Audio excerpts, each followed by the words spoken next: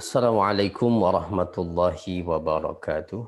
Waalaikumsalam warahmatullahi Waalaikumsalam warahmatullahi wabarakatuh. wabarakatuh. Bismillah, alhamdulillah, wassalatu wassalamu ala rasulillah wa ala alihi wa sahbihi wa man wala.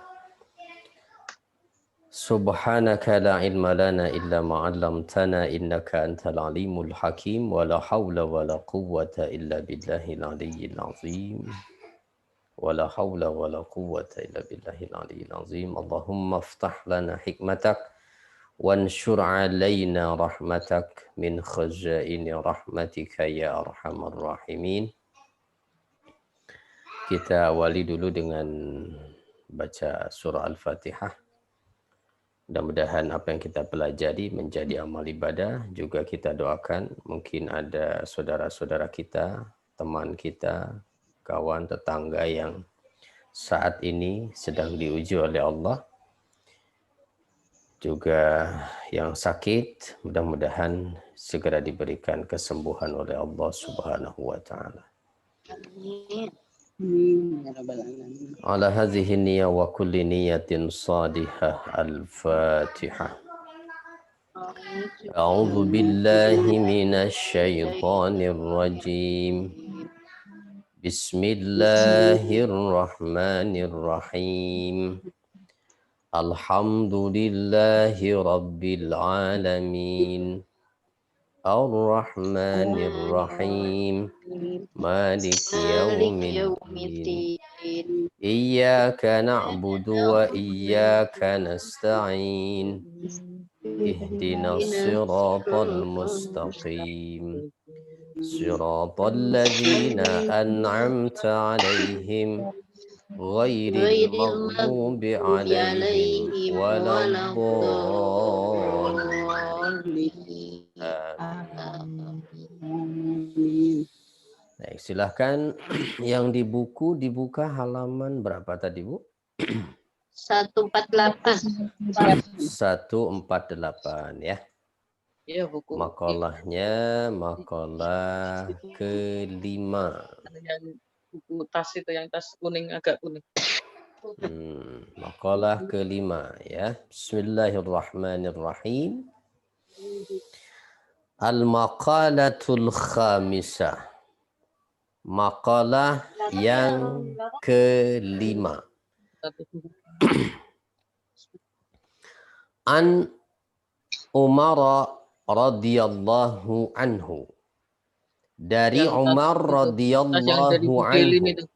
Yang di kamar. Annahu qala, bahwasannya ia berkata, mauqufan alaihi, sebagai hadis mauquf atas dirinya.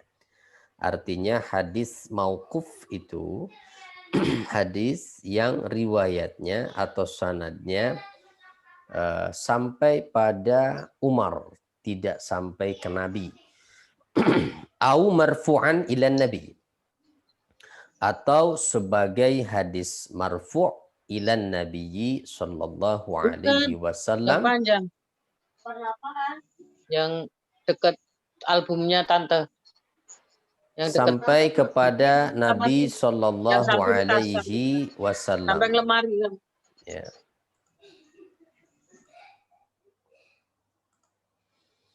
Ya, jadi kalau disebut mauquf alaih, mauquf itu adalah hadis yang sampai pada sahabat, tidak sampai kepada Nabi, artinya asal hadisnya. Kalau disebut marfu' berarti sampai kepada Nabi. Nah, di sini ada keraguan dari periwayatnya, apakah ini mauquf atau marfu'. Jadi ada dua kemungkinan. Kalau mauquf berarti dari Umar, kalau marfu dari Nabi Shallallahu Alaihi Wasallam. Baik, kita lihat. Nah, jadi al-mauquf itu adalah maruwiya anis sahabati wala yatajawazu bihi ila Rasulillah. Jadi hadis mauquf adalah apa yang diriwayatkan dari sahabat dan tidak sampai kepada Rasul Shallallahu Alaihi Wasallam, asalnya itu. Sedangkan marfu ma akhbara bihi sahabi an qauli Rasulillah sallallahu alaihi wasallam. Nah, sedangkan yang marfu adalah apa yang diberitakan oleh seorang sahabat dari ucapan Rasulullah sallallahu alaihi wasallam langsung. Jadi asalnya itu langsung ke Nabi. Nah, kalau disebut mauquf itu asal keterangannya itu dari sahabat. Gitu ya. Nah, terlepas apakah mauquf atau marfu' adalah intinya Umar menyampaikan begini.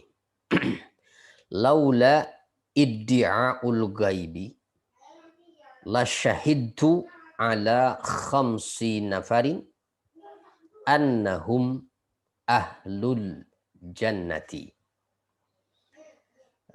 Kata Umar bin Khattab adalah laula iddi'aul ghaib, sekiranya aku tidak dianggap mengaku-ngaku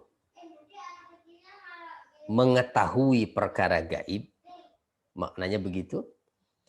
Sekiranya aku tidak dianggap mengaku-ngaku mengetahui perkara gaib, la syahidtu, maka niscaya aku akan bersaksi ala khamsi nafarin, atas 5 orang ini, annahum ahlul jannah, bahwa mereka yang 5 orang ini adalah penghuni surga.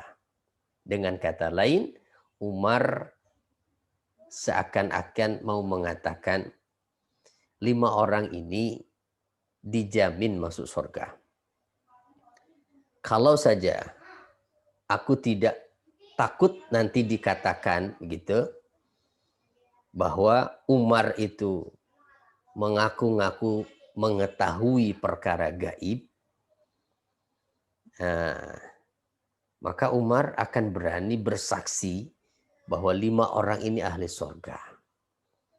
Ya, sebetulnya artinya ya sudah dapat diketahui dan dipastikan bahwa kalaupun tidak berupa jaminan yang pasti, akan tetapi jika Umar yang mengatakan, perkataan Umar itu termasuk perkataan Khulafaur Rasyidin, dan Nabi memberikan jaminan ya untuk mengikuti apa yang dikatakan oleh khalifah yang 4, Abu Bakar, Umar, Utsman, Ali. Itu dijamin oleh Rasulullah kebenaran apa yang disampaikannya. Nah, artinya ada 5 orang yang Umar berani bersaksi bahwa mereka ini adalah penghuni surga. Begitu? Mereka ini adalah penghuni surga. Jadi kata Umar, sekiranya aku tidak khawatir dianggap mengaku-ngaku tahu perkara gaib itu, yakni laula makhafata iddi'a ilmil gaib mani'un, seandainya tidak ada sesuatu yang menghalangi diriku, yaitu khawatir mengaku-ngaku mengetahui perkara gaib, sungguh aku akan mengatakan bahwa aku bersaksi terhadap 5 orang manusia, yakni 5 kelompok, maksudnya 5 orang di sini karena bukan menunjukkan personal, tetapi menunjukkan kelompok orang ya. Nah, jadi bukan nama yang disebut nanti 5 itu berarti cuma ada 5 orang, tidak, tapi 5 kelompok manusia. Jadi kata Umar, kalau aku tidak terhalang karena ketakutanku disebut sebagai orang yang mengaku-ngaku perkara gaib, pasti aku akan katakan, aku bersaksi 5 golongan manusia ini adalah ahli surga. Itu kira-kira ya maknanya. Ya, tapi artinya karena sekali lagi perkataan sahabat itu dijamin oleh Nabi. Gitu, alaikum bisunnati wa sunnatil khulafa'ir rasyidina min ba'di, kata Nabi, kalian harus berpegang teguh kepada sunnahku serta sunnah khulafa'ur rasyidin yang ada setelah aku. Nah, baik. Nah, kita akan lihat mana yang pertama nih yang disebut atau 5 golongan yang dijamin atau disaksikan oleh Umar bahwa dia adalah penghuni surga. Yang pertama, al-faqiru sahibul iyali. Al-faqiru, seorang yang fakir, sahibul iyal, yang memiliki keluarga. Ya, sahibul iyal, yang memiliki keluarga. Artinya, wahwa man yaskunu ma'ahu wa tajibu nafaqatuhu alaihi. Yakni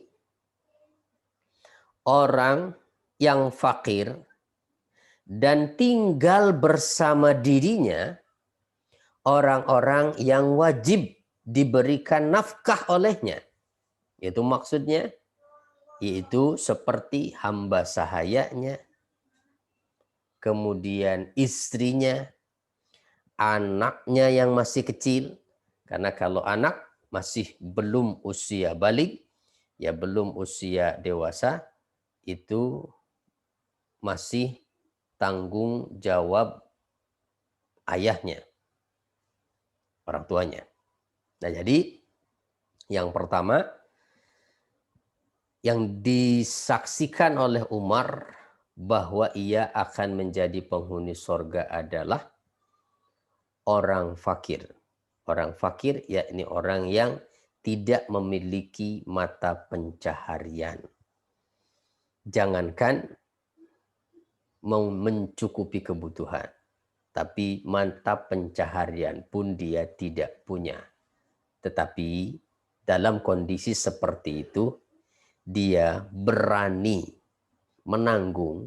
Begitu artinya kan orang-orang yang tinggal hidup bersamanya di dalam rumahnya, yang itu menjadi tanggung jawab dia. Ada istrinya, ada anaknya yang masih kecil, ada hamba sahayanya. Jadi kalau sekarang ya mungkin ada pembantunya begitu ya. Tapi kalau pembantu sih beda dengan budak ya. Kalau budak itu dibeli. Artinya orang fakir yang dalam kefakirannya dia menunjukkan tanggung jawab sebagai kepala keluarga. Lalu berusaha untuk memenuhi nafkah orang-orang yang di bawah tanggung jawab dirinya. Yang pastinya itu akan menjadi sesuatu yang berat. Karena kondisinya fakir. Inilah yang menjadikan ya Umar berani menjamin orang ini akan masuk surga. Artinya apa? Seseorang yang bertanggung jawab terhadap keluarganya, maka kerja kerasnya dalam memenuhi nafkah untuk kebutuhan keluarga itu adalah bagian dari jihad di jalan Allah. Ya. Jadi bagian dari jihad di jalan Allah. Maka seorang suami, apalagi dia kalau muslim, mukmin, ya, niatkan yang lurus saat dia bekerja, mencari nafkah itu, apalagi harus bekerja dengan keras karena kondisinya yang tidak punya mata pencaharian. Artinya setiap hari tidak ada jaminan untuk dirinya. Bukan tiap bulan, bahkan per harinya pun tidak ada jaminan bahwa dia akan mendapatkan makan. Luar biasa.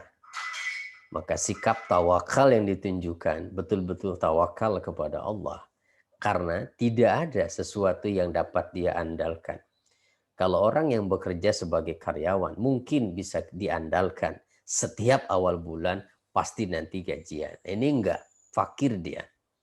Tetapi tidak menjadikan kefakirannya ini alasan untuk dia mengemis, mencari perhatian orang atau mengharap belas kasihan orang. Tidak, tetap dia bekerja. Nah, ini luar biasa ya. Jadi orang fakir yang terus bekerja untuk memenuhi kebutuhan keluarga yang menjadi tanggung jawab dirinya, itu berarti menjadi orang yang dirasa oleh Umar pantas untuk dia masuk surga. Nah terus kalau yang nggak fakir bagaimana? Apa tidak pantas masuk surga kepala keluarga yang juga bekerja? Ya tentu tidak demikian. Artinya setiap orang yang bekerja keras untuk keluarganya, untuk memenuhi kebutuhan keluarga, begitu, maka mereka adalah orang-orang yang pantas mendapatkan surga asalkan saat dia bekerja, pertama niatnya baik, yaitu niatnya semata-mata beribadah karena Allah, mencari ridha Allah. Syarat yang kedua pastinya yang dia cari adalah karunia Allah, sehingga karena yang dicari adalah karunia Allah, dia tidak akan terjebak pada pekerjaan-pekerjaan yang haram.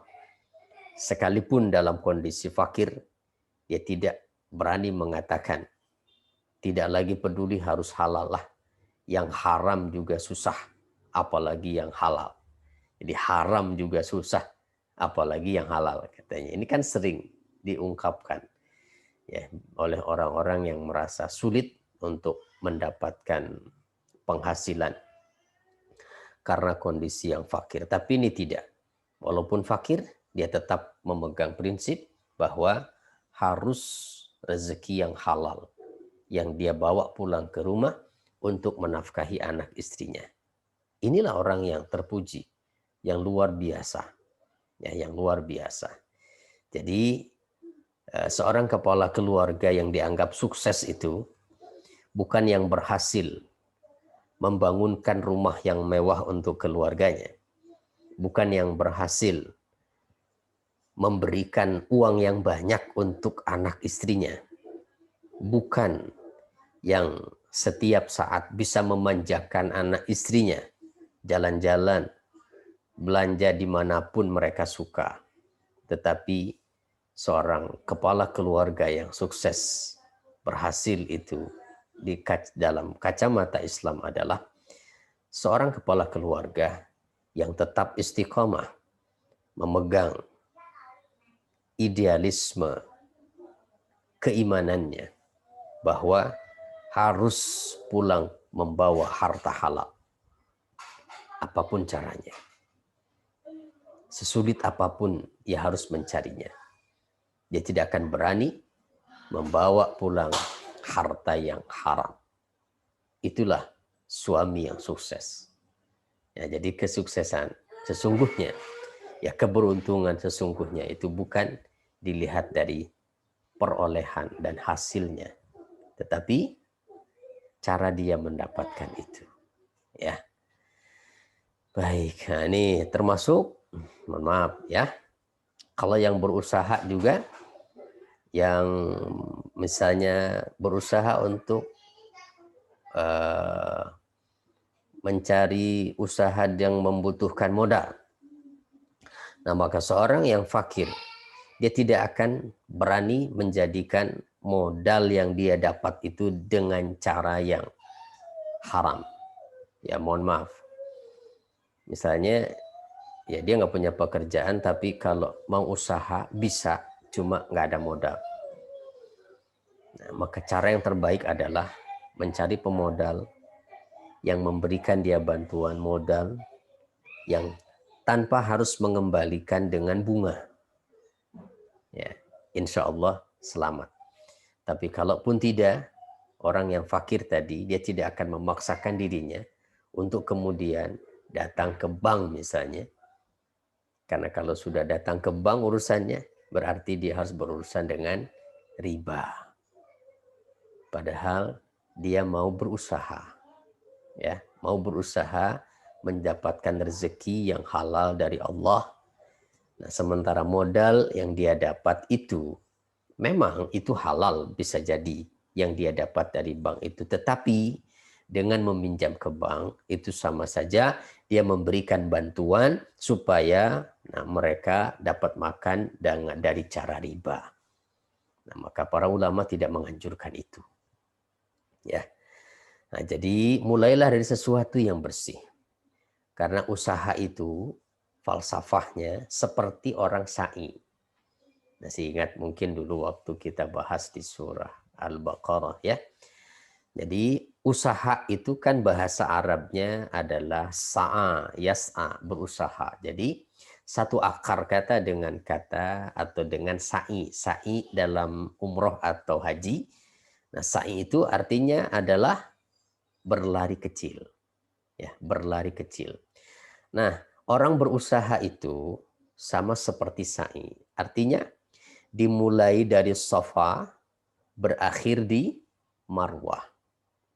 Ya, dimulai dari Safa, berakhir di Marwah.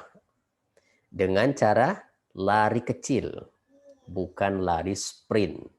Ya, jadi dengan lari kecil, bukan lari cepat. Nah, apa artinya Safa? Safa artinya bersih.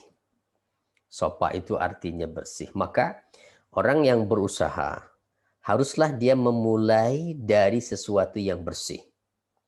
Niat bersih. Tujuan dia dalam berusaha juga adalah tujuan yang baik, tujuan yang bersih. Kalau perlu modal, modalnya harus dari sesuatu yang betul-betul bersih, halal. Ini maknanya usaha. Ya. Nggak penting besarnya, tapi yang penting bersih. Dan ini ya, cara berpikir tentang modal itu harusnya ada banyak orang itu berpikir ketika mau berusaha itu yang dia pikirkan adalah usahanya dulu baru dipikirkan modalnya. Ini kalau saya mau usaha ini kira-kira modalnya berapa? Itu kan sehingga oke, berarti saya butuh sekian. Kalau saya mau usaha ini kira-kira butuh modal berapa? Oh, berarti saya harus pinjam dulu. Padahal sebetulnya ya harusnya berpikirnya dibalik. Nah, sekarang ya saya punya berapa? Nah, kira-kira dengan uang yang ada ini saya bisa usaha apa? Nah, dengan seperti itu insya Allah ada banyak hal yang bisa dia lakukan dan berawal dari tadi ya. Karena sa'i kan ya. Jadi sa'i itu dimulai dari yang bersih, dari niat yang bersih, tujuan yang baik, modal pun modal yang bersih, walaupun mungkin tidak banyak. Tapi nah, lari kecil. Lari kecil artinya bertahap. Ya, jangan ingin cepat sampai. Tapi bertahap, setahap, selangkah, sesuai kemampuan. Nanti sampailah di Marwah. Apa artinya Marwah? Marwah artinya adalah kepuasan hati, ketenangan jiwa. Itu tujuan utama orang berusaha. Jadi bukan keuntungan besar, bukan materi, ya. Nah, jadi keberhasilan orang yang berusaha itu adalah ada pada kepuasan hatinya. Menikmati apa? Menikmati proses yang dia jalani dalam berusaha itu. Itu dari mencari modal yang bersih, lalu memutar modal itu ya dari sedikit. Ya, tapi betul-betul dijaga ya. Insya Allah. Nah, inilah tadi dari poin yang pertama ya. Jadi yang dijamin akan masuk surga itu yang pertama adalah orang fakir ternyata ya. Bukan orang kaya. Kenapa bukan orang kaya? Yang mungkin keluarganya banyak begitu tinggal di rumah. Nah, karena dilihat dari beratnya tanggung jawab. Ya, walaupun banyak keluarga tinggal di rumah karena memang rumahnya besar, ya, seperti istana, sehingga banyak yang tinggal di situ. Itu pembantunya saja bisa ratusan orang misalnya. Ya, tapi kan buat dia itu menggaji sebegitu banyak, ya nggak ada apa-apanya. Tetapi orang fakir, mungkin walaupun hanya tinggal dengan anak dan istrinya, ya, tetapi itu hal yang berat buat dirinya. Inilah yang dihargai oleh Allah. Artinya Allah itu sangat menghargai usaha hambanya. Ingat, berarti kemuliaan itu di sisi Allah, bukan dari materi ya. Allah nggak peduli dia itu kaya atau miskin, walaupun fakir sekalipun. Tapi kalau dia menjaga kehormatan dirinya, tidak mau meminta-minta, menunjukkan kefakirannya di hadapan orang lain supaya orang lain kasihan. Tapi dia jaga kehormatan dirinya, tidak mau meminta, dia bekerja sekuat tenaga, sesubatas kemampuannya, semaksimal mungkin. Inilah orang yang hebat. Ya, tawakal kepada Allah artinya. Baik, itu yang pertama. Kemudian yang kedua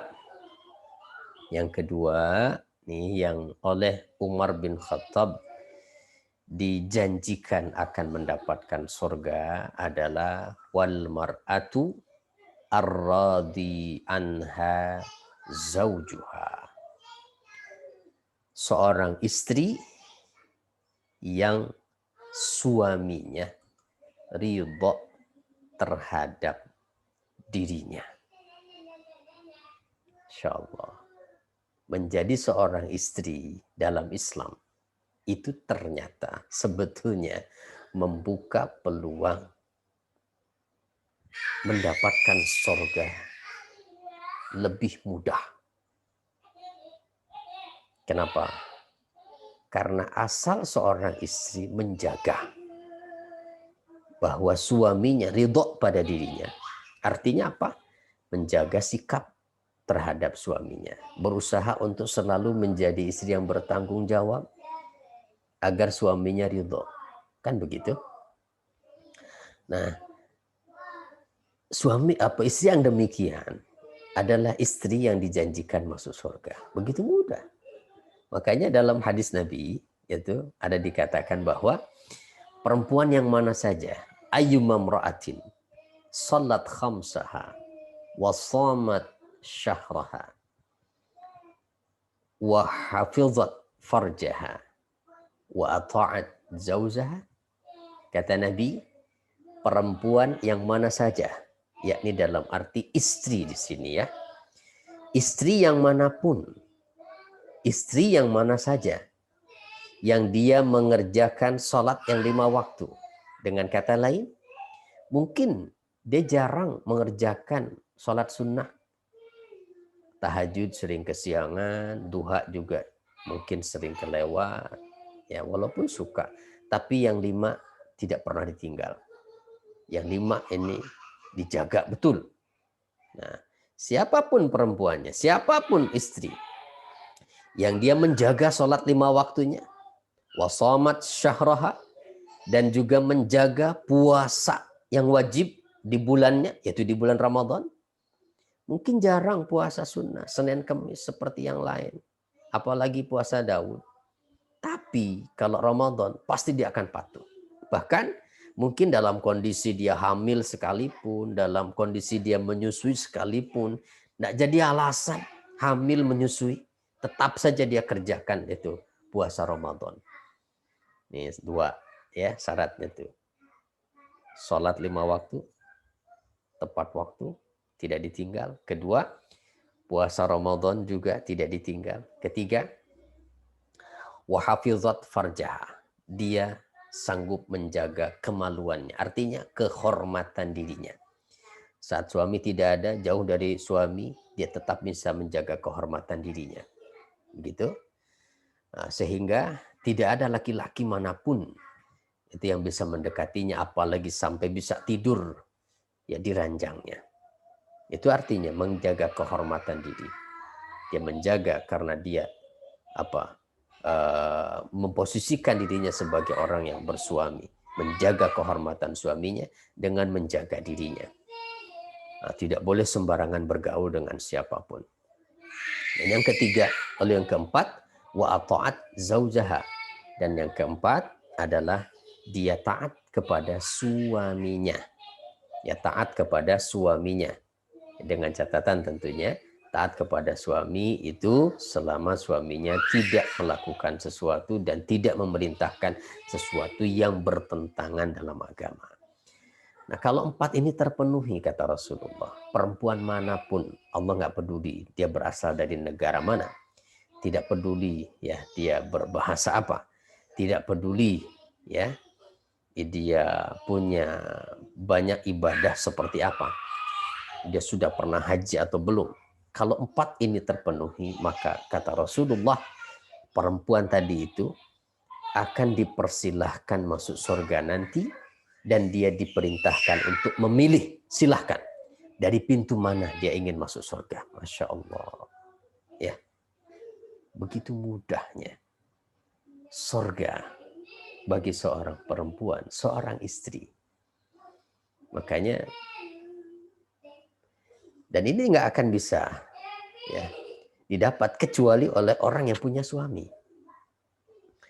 Ya, jadi perempuan yang belum berkeluarga nggak akan bisa mendapatkan ini. Gitu ya. Jadi kesempatan. Mudah-mudahan ya ibu-ibu nih yang masih ada suaminya, walaupun mungkin sudah tidak ada sekalipun, tetap jaga kehormatan diri atas nama suami.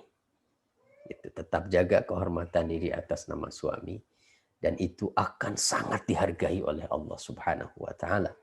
Kenapa? Karena ridho suami ini nih kuncinya ya. Karena istri yang tadi bisa mengerjakan 4 hal tadi pasti diridhoi oleh suaminya. Dan kalau suami ridho, itu perempuan dijamin masuk surga. Bahkan dalam hadisnya tadi diberikan kebebasan memilih, silahkan mau masuk dari surga yang mana, gitu, mau pintu mana. Ya Allah, luar biasa ya. Itu. Nah, kalau suami bagaimana? Ya wallahu alam. Artinya suami masih belum ada jaminan dia itu masuk surga atau tidak. Nah, maka istrinya lah. Itu artinya yang juga di dalam hal ini memberikan dukungan. Memohon kepada Allah supaya selalu memberikan bimbingan pada suaminya. Ya, supaya diarahkan, diberikan petunjuk, diberikan taufik, diberi kemampuan untuk menjadi suami yang bertanggung jawab di sisi Allah Subhanahu wa taala. Ya, karena tanggung jawab suami itu kan menjaga diri dan keluarganya jangan sampai masuk neraka. Itu tugas utama dia. Itu yang kedua ya, al-mar'ah ar-radi anha zaujuha. Seorang istri yang suaminya ridho terhadap dirinya. Lalu yang ketiga, wal mar'atu al-mutasaddiqatu bimahriha ala zaujiha. Seorang istri yang bersedekah dengan maharnya kepada suaminya. Ini juga orang yang dijamin akan mendapatkan surga. Mahar, mas kawin itu adalah harta milik istri. Suami haram untuk mengambil kembali. Bahkan sampai terjadi perceraian pun suami tidak boleh mengambil kembali itu mahar. Akan tetapi situasi barangkali ya di mana suami dihadapan pada kesulitan ekonomi. Kemudian seorang istri dia rela memberikan maharnya untuk membantu suaminya. Ya, suami sudah tidak mungkin mendapatkan peluang lagi, mendapatkan susah mencari bantuan dari mana misalnya. Mau mencari pinjaman, dia tidak mau menggunakan bank, tapi harus pinjam pada siapa. Nah, dalam hal ini kemudian si istri lalu merelakan maharnya. Sudahlah bang, pakai aja nih, itu mahar saya sedekahkan. Pakai aja. Siapa tahu bermanfaat misalnya. Masya Allah. Luar biasa ya. Itu sangat dihargai oleh Allah Subhanahu wa taala. Dia rela mengorbankan harta miliknya. Yang itu adalah pemberian dari suaminya. Untuk membantu suami. Jangan sampai suaminya kehilangan harga diri di hadapan yang lain. Dia ingin menjaga itu. menjaga kehormatan suaminya.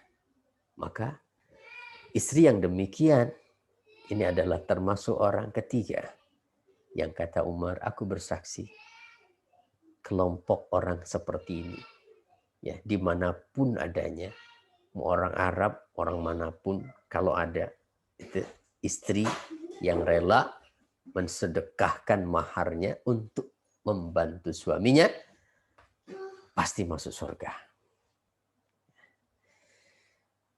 Rata-rata barangkali ya, itu biasanya memang seperti itu adanya. Ya, kalaupun mau dipinjamkan saja, misalnya bukan sedekah, ya tidak masalah. Yang penting ridho dia ya. Baik, kita lanjut lagi. Jadi yang keempat, siapa nih? Yang keempat adalah wasyakhsur radhi anhu abawahu. Orang yang keempat, golongan keempat, yang oleh Umar disaksikan bahwa dia ini dijamin surga adalah seseorang yang kedua orang tuanya ridho terhadap dirinya.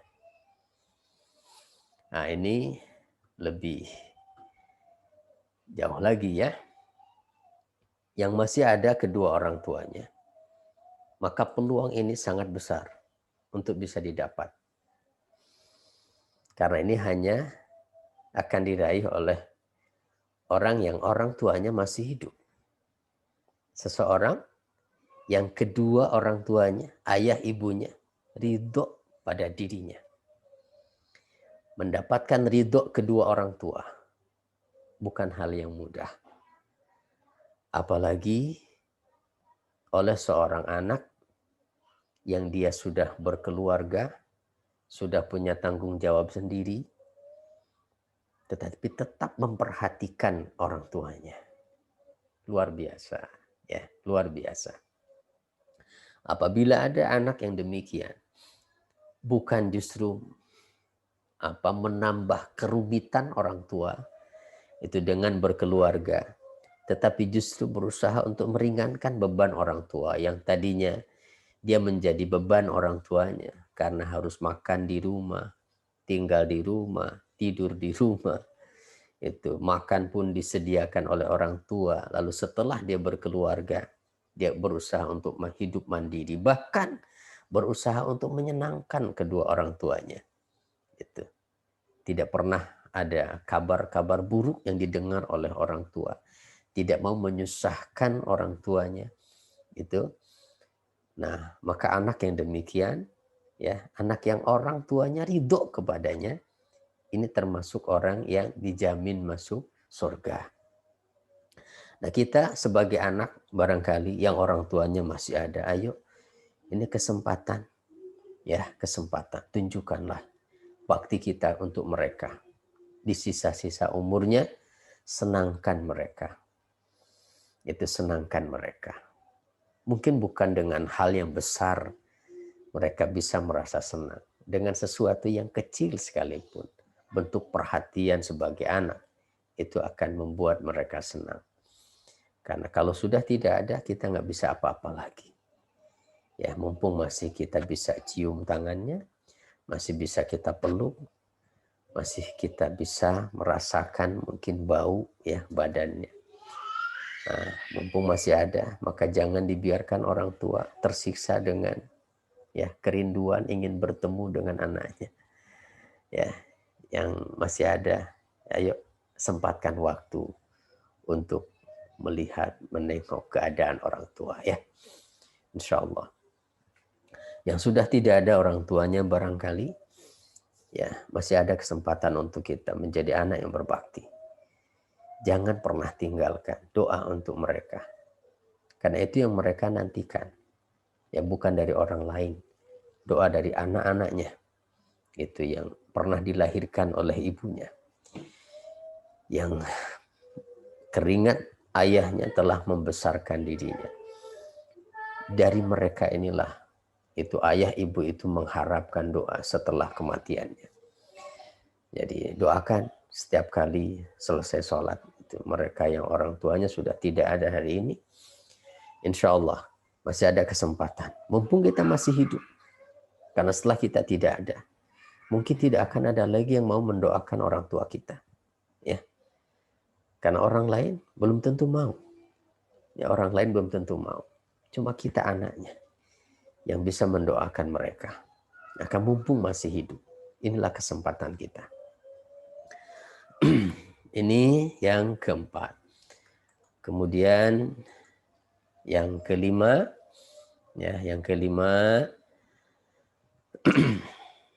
wataibu minadz-dzanbi.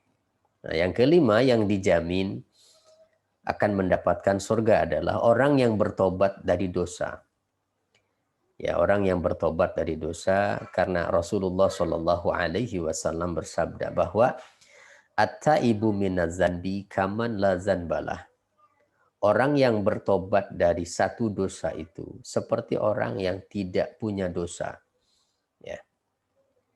Kemudian di hadis lain Nabi mengatakan, kullu bani Adam khata'un. Setiap anak Adam itu adalah orang-orang yang suka bersalah. Tidak ada orang yang tidak pernah melakukan kesalahan. Tapi wa khairul khata'in, sebaik-baik orang yang melakukan kesalahan adalah at-tawwabun, orang-orang yang bertobat.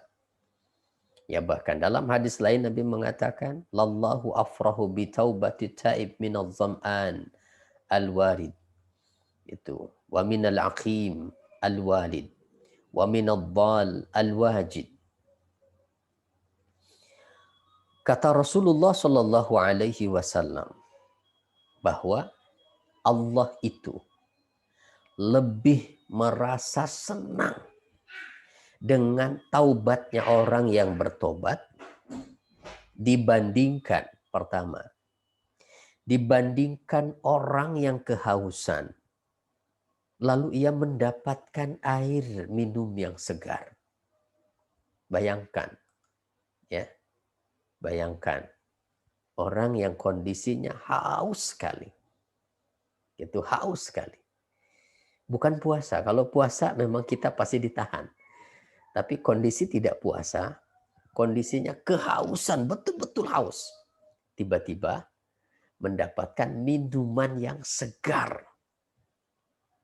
Bayangkan betapa senangnya orang itu. Ya, betapa senangnya. Rasakan kesenangan itu saat kita haus, tiba-tiba ada yang memberikan minuman. Tidak usah minuman yang mahal. Tidak harus jus dan segala macam. Hanya air mineral saja. Kondisi kita haus banget. Ya Allah, dapat minum. Itu senang banget. Nah, kata Rasulullah, Allah itu jauh lebih senang dari itu. Kapan? Saat ada hambanya yang bertobat dari maksiat. Terus yang kedua juga kata Rasul, Allah juga lebih senang daripada al-aqim al-walid. Ya. Lebih senang dibandingkan seorang yang mandul, tidak memiliki keturunan, lalu tiba-tiba dia hamil. Tiba-tiba dia memiliki anak. Ya Allah, luar biasa pasti senangnya. Bertahun-tahun seperti Nabi Ibrahim, istrinya bahkan puluhan tahun tidak memiliki anak. Tiba-tiba diberikan karunia anak oleh Allah. Senangnya luar biasa. Nah, kata Rasulullah, Allah itu jauh lebih senang dari itu. Kalau ada hambanya yang bertobat dari dosa, dari maksiat. Juga ya, wa minadh-dhal al-wajid. Dan juga dibandingkan dengan orang yang kehilangan sesuatu, lalu ia mendapatkan kembali barang itu. Ya, kehilangan sesuatu, lalu menemukan kembali barang itu. Yang di dalam hadis lain, Nabi memberikan perumpamaan seperti orang yang berada di atas kendaraan sebagai musafir. Ya, kemudian satu saat dia kehilangan untanya, padahal di atas unta itu segala kebutuhan dan perbekalannya. Dicari ke sana kemari, sampai capek mencari, dia nggak ketemu. sampai kelelahan, lalu dia tidur di bawah pohon, tiba-tiba begitu bangun, untanya sudah di depan mata. Saking senangnya, itu sampai-sampai orang itu salah ngomong. Gitu, ya. Sampai-sampai salah ngomong. Wallahi ya Rabb, katanya. Ana rabbuka wa ana rabbuka wa anta abdi. Jadi kata dia, ya Allah, demi Allah, ya Allah. Ya. Akulah Tuhanmu dan engkau hambaku. Salah ngomong. Saking senangnya. Nah, Allah itu jauh lebih senang. Ya, daripada orang yang kehilangan sesuatu, kemudian tiba-tiba dia menemukan kembali. Atau ada lagi, ya gambaran lain, senangnya Allah ketika ada orang yang bertobat itu. Nah, ketika ada seseorang melihat ada seorang ibu. Ya, dia marah-marah kepada anaknya, lalu anaknya ini terdengar keluar gitu, yang meninggalkan rumahnya. Ya, dia tutup pintu rumahnya, lalu dia pergi. Ya, lalu anak ini, ya mungkin dia pikir dengan pergi dari rumah, nah akan ketemu tempat di mana dia bisa berlindung. Nah ternyata dia cuma muter-muter aja, bingung mau kemana, bingung mau harus kemana. Nah ibunya lagi marah di rumah. Akhirnya karena tidak menemukan tempat untuk dia berlindung, maka si anak ini kembali lagi ke rumahnya. Dia menempelkan pipinya di pintu rumahnya sambil menangis, berharap ibunya mau menerima ia kembali. Ya diketok-ketok pintu. Nah, begitu dibuka, ibu yang tadi marah melihat anaknya yang seperti itu. Langsung dia menekankan. Dia mengatakan, anakku, aku yakin kamu akan kembali padaku. Ya, aku yakin kamu akan kembali kepadaku. Karena tidak ada orang yang paling menyayangimu selain aku. Nah, kata Rasulullah nih, Allah itu jauh lebih sayang kepada hambanya daripada seorang ibu kepada anaknya. Gitu.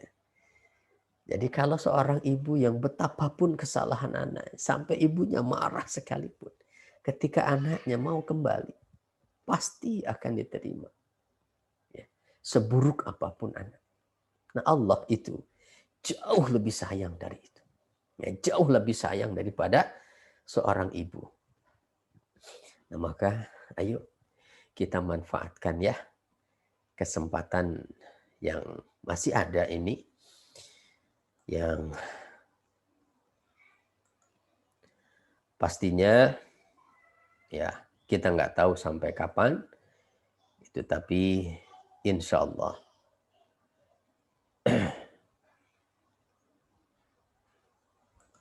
Allah masih memberikan kita kesempatan untuk bertobat. Kesempatan tobat masih terbuka.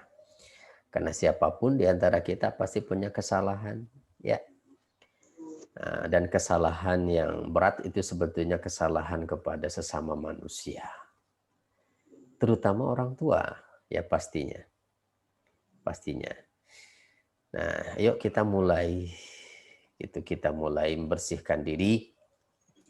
Agar saat kita kembali betul-betul ini kondisi kita dalam keadaan bersih ya.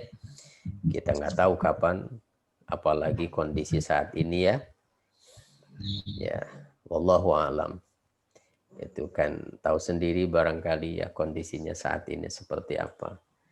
Begitu ya, kalau mau dikatakan mengerikan ya mengerikan ya. Karena ya bisa jadi mungkin yang nggak pernah kita duga tiba-tiba ada kabar tetangga, teman, ya, yang terkena bahkan terus meninggal, insya Allah. Ya kita nggak tahu, rahasia Allah. Tapi kondisi yang ada sekarang ini ya mudah-mudahan justru jadikan kesempatan untuk kita memperbaiki diri, ya. Jadikan kesempatan untuk kita bertobat. Yuk, nggak tahu kita sampai kapan Allah memberikan kesempatan ya. Karena setiap kali berdosa kan kata Nabi itu ada titik hitam ya di dalam hati kita. Kalau nggak dibersihkan, nambah lagi nanti tambah lagi hitamnya. Kalau makin banyak, tertutuplah. Sulit nanti itu untuk membersihkannya. Insya Allah. Ada 5 ya tadi ya. Jadi yang dipastikan oleh Umar dia masuk surga yang pertama tadi siapa? Orang fakir yang bertanggung jawab, artinya begitu ya, terhadap keluarganya. Terus yang kedua? Istri yang suami. Kedua siapa? Istri yang suami. Seorang istri yang Suaminya ridho kepadanya. Yang ridho, yang suaminya ridho padanya. Yang ketiga? Istri yang bersedekah dengan maharnya. Istri yang bersedekah dengan maharnya kepada suami. Dengan Yang keempat siapa? Anak yang ayah ibunya ridho kepadanya. Anak yang ayah ibunya ridho kepadanya. Lalu yang kelima? Orang yang bertobat dari dosa. Insya Allah mudah-mudahan kita bisa menjadi salah satu dari yang 5 ini ya. Mudah-mudahan. Amin. Baik. Berapa orang nih? Ada 10 orang ya.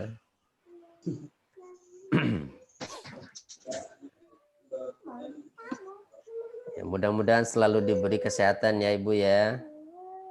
Dijaga kesehatan kita oleh Allah. Yuk kita berdoa dulu ya. Nggak ada yang mau ditanyakan dah? Kita doa dulu. Sana saya. Allahumma salli wa sallim wa barik ala habibika wa khalilika wa safiyyika Muhammad wa ala alihi wa sahbihi ajma'in. Alhamdulillahi rabbil alamin hamdan wafi ni'amahu wa yukafi'u mazidah. Ya Rabbana lakal hamdu kama yanbaghi li jalali wajhika wa 'azimi sultanik. Allahumma anfa'na bima 'allamtana wa 'allimna ma yanfa'una wa zidna ilma. Rabbana atina fid dunya hasanah wa fil akhirati hasanatan wa qina azaban nar. Walhamdulillahi rabbil alamin. Insyaallah kita ketemu lagi malam Jumat yang akan datang. Yang tidak ikut ini saya rekam. Nanti rekamannya bisa di setel ulang di channel Telegram ya. Nah, jadi kalau di WhatsApp soalnya nggak bisa nyimpen banyak. Nah, jadi kalau di Telegram bisa Bu. Jadi tinggal install aja Telegramnya supaya lebih gampang. Nah, yang tadi saya kirim tuh alamat channelnya di grup ya. Udah tinggal diklik aja. Nah, tinggal join nanti itu. Jadi semua ini materi nanti saya simpan juga ke situ. Insyaallah ya. Supaya bisa di setel ulang ya, mau dikirim lagi juga insyaallah bermanfaat lah ya. Itu saja, mohon maaf ada hal yang kurang berkenan. Kita tutup dengan kafaratul majlis. Subhanakallahumma wa bihamdika asyhadu an la ilaha illa anta astaghfiruka wa atubu ilaik. Assalamualaikum warahmatullahi wabarakatuh. Waalaikumsalam warahmatullahi wabarakatuh. Terima kasih Pak Ustaz. Siap Ibu.